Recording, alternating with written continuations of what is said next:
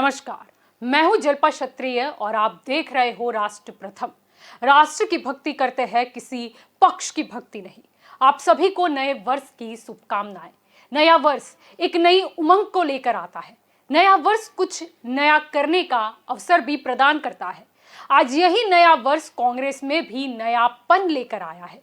जिस कांग्रेस पर परिवारवाद के आरोप पिछले कई वर्षों से लगते रहे, वह आरोप का जवाब कांग्रेस ने पार्टी की लोकशाही से दे दिया है। कांग्रेस अध्यक्ष पद, जिसके लिए कहा जाता था कि यह गांधी परिवार की कुर्सी है, लेकिन आज एक गैर गांधी इस कुर्सी पर बैठे। मैं बात कर रही हूं नए कांग्रेस अध्यक्ष मल्लिकार्जुन खड़गे की, लेकिन यह स्पष्टता भी मैं करूंगी कि आगे भी कई गैर गांधी कांग्रेस अध्यक्ष के पद पर रह चुके हैं, जिसका इतिहास गवाह। सबसे पहले तो नजर करते हैं मल्लिकार्जुन खड़गे की शपथ ग्रहण पर उन्होंने क्या कहा। आज मेरे लिए बहुत ही भावुक क्षण है। आज एक वर्कर, मजदूर का बेटा, एक सामान्य कार्यकर्ता को भारतीय राष्ट्रीय कांग्रेस का अध्यक्ष चुनकर ये सम्मान देने के लिए आप सबका हार्दिक आभार और धन्यवाद देता हूं। जो यात्रा मैंने 1969 में ब्लॉक कांग्रेस कमेटी के अध्यक्ष के रूप में शुरू की थी, उसे आपने आज इस मुकाम पर मुझे पहुंचाया है। जिस महान राजनीतिक दल का नेतृत्व महात्मा गांधी जी, पंडित जवाहरलाल नेहरू जी, सुभाष चंद्र बोस जी, सरदार पटेल जी, मौलाना आजाद जी, बाबू जगजीवन राम जी, इंदिरा गांधी जी और राजीव गांधी जी ने किया हो, उस जिम्मेवारी को संभालना मेरे लिए सौभाग्य और गौरव की बात है। डॉक्टर अंबेडकर ने जो इस देश के संविधान को बनाने में अपनी आधुनिक भारत को निर्माण, कांग्रेस पार्टी का जो बेमिसाल योगदान है, मैं समझूंगा इसको रक्षा करना हमारा सबका फर्ज है। इसके लिए लड़ना हम सबको तैयार होना चाहिए।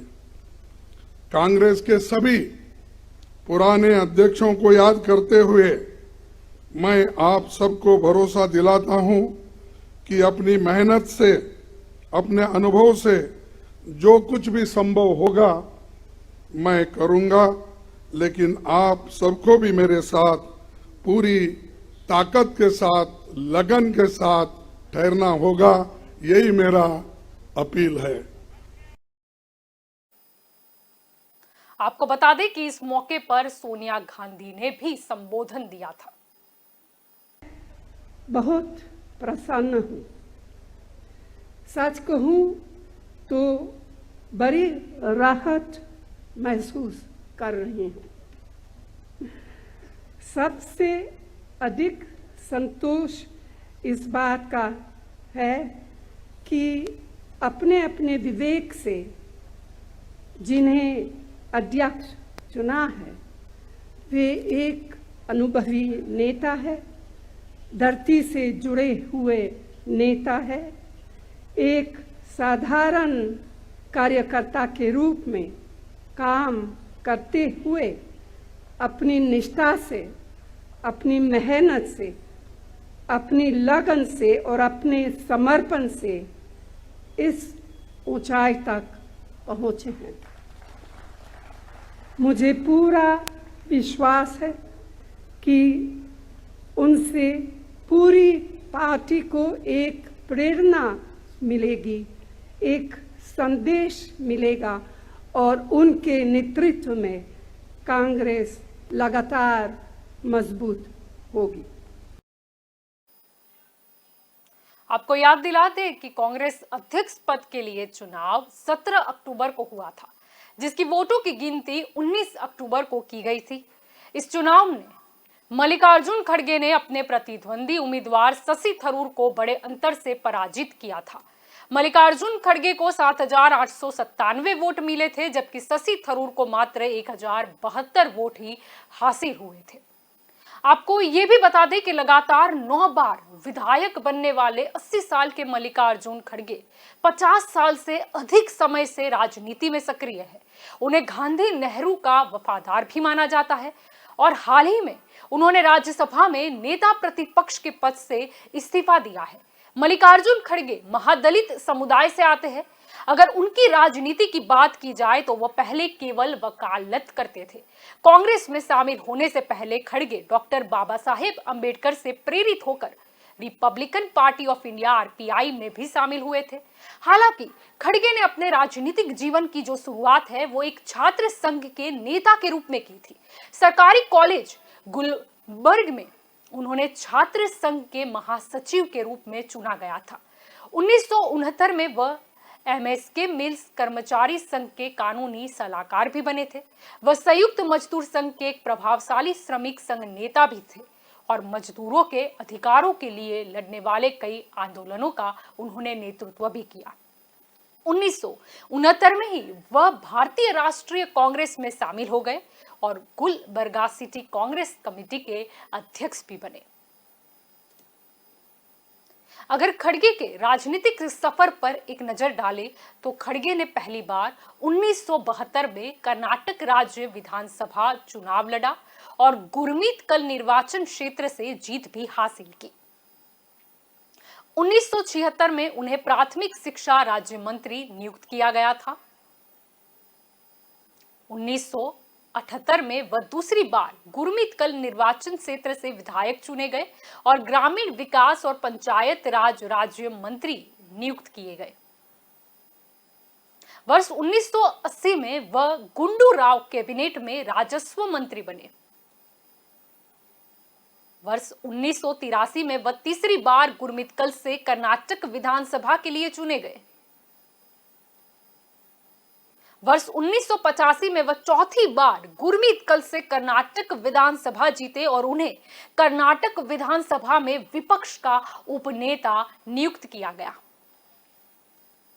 वर्ष 1979 में वह गुरमीतकल से 5वीं बार भी जीतने में कामयाब रहे और इसी तरह जीतते जीतते 2004 में खड़गे लगातार 8वीं बार विधानसभा चुनाव जीते थे। तो वर्ष 2005 में उन्हें कर्नाटक प्रदेश कांग्रेस कमेटी का अध्यक्ष नियुक्त किया गया था। वर्ष 2008 में वह लगातार 9वीं बार चितापुर से विधानसभा के लिए चुने गए।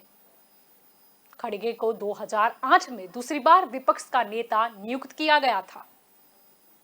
तो वर्ष 2009 में खड़गे ने गुलबर्गा संसदीय क्षेत्र से लोकसभा चुनाव लड़ा और अपना लगातार 10वां चुनाव भी जीता।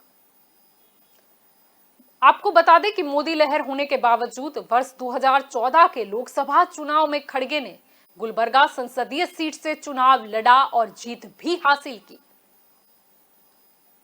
उन्होंने भाजपा के अपने निकटतम प्रतिद्वंदी को 13,404 से अधिक मतों से हराया था। तो जून में उन्हें लोकसभा में कांग्रेस पार्टी का नेता भी नियुक्त किया गया। हालांकि खड़गे वर्ष 2019 में नहीं जीत पाए थे और भाजपा के उम्मीदवार जी माधव ने उन्हें करीब 95,000 वोटों के अंतर से हराया था। इसके बाद 12 जून 2020 को खड़गे कर्नाटक से राज्यसभा के लिए चुने गए। तो फरवरी 2021 में खड़गे को विपक्ष का नेता नियुक्त किया गया। आपको यह भी बता दें कि उन्होंने यूपीए सरकार में केंद्रीय कैबिनेट मंत्री के रूप में श्रम एवं रोजगार, रेलवे और सामाजिक न्याय एवं सशक्तिकरण विभाग को भी संभाला है। खड़गे को 2024 के आम चुनाव से पहले पार्टी को मजबूत करने के लिए कई चुनौतियों का सामना करना पड़ेगा। गुजरात और हिमाचल प्रदेश चुनाव में कांग्रेस के बेहतर करने की उम्मीदें भी एक बड़ी चुनौती है, तो वहीं राजस्थान व कर्नाटक में पार्टी के भीतर जारी रसाकसी ने पार्टी की परेशानी और बढ़ा दी है। ऐसे में 2024 के आम चुनाव से पहले पार्टी को एकजुट करना खड़गे के लिए एक बड़ी चुनौती साबित होगा। अगर और अच्छे से समझने की कोशिश करें तो आपको बता दें कि इस समय केवल 2 राज्यों में, राजस्थान और छत्तीसगढ़ में ही कांग्रेस की सरकार है। इस परीक्षा के बाद 2023 में 9 राज्यों में विधानसभा चुनाव होने हैं, जिसमें उनका गृह राज्य कर्नाटक भी शामिल है। पार्टी में पीढ़ीगत आधार पर विभाजन भी एक चुनौती है और उन्हें अनुभवी नेताओं व युवाओं के बीच संतुलन बनाए रखना भी होगा। और यही नहीं, उन्हें गांधी परिवार के रिमोट कंट्रोल से चलने की धारणा को भी गलत साबित करने की चुनौती का सामना करना होगा। उनके सामने एक चुनौती उदयपुर नवसंकल्प को लागू करने और अपनी नई टीम में सभी समीकरणों को साधते हुए किसी को नाराज नहीं करने की भी होगी। तो ये तो हमारी स्पेशल रिपोर्ट थी, लेकिन आगे भी आप अधिक जानकारी के लिए जुड़े रहे राष्ट्र प्रथम के साथ। नमस्कार।